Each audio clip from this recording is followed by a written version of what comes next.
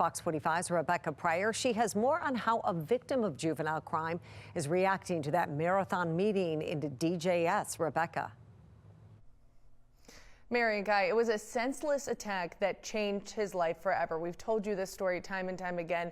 John Berardi, he was senselessly attacked by a group of juveniles. They robbed and assaulted him and left him with permanent vision loss. Now, as the search for suspects in his case continue, he tuned into today's hearing, searching for solutions to the city's juvenile crime problem. But he says he was left with more questions than answers.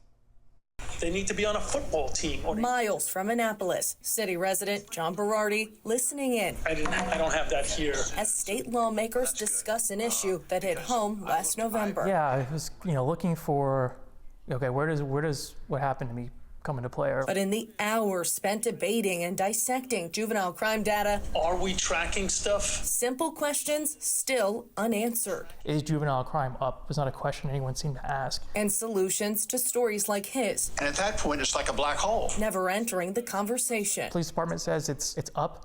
The state's attorney's office says it's up. And then the mayor and the governor say crime is down.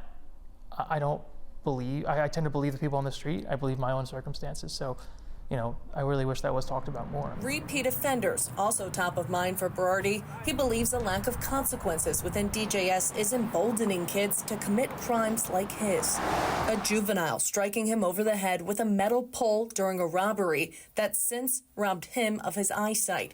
He has surgery scheduled next week, but doctors still say he'll never see the same out of his right eye again. Months later, no arrests have been made. But for the youth that are charged, Berardi shocked to learn DJS releasing a majority of them even after a second and third offense.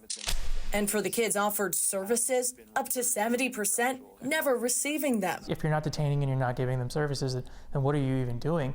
I don't really understand how that's acceptable by anybody. Even more frustrating, the lack of clarity on recidivism rates.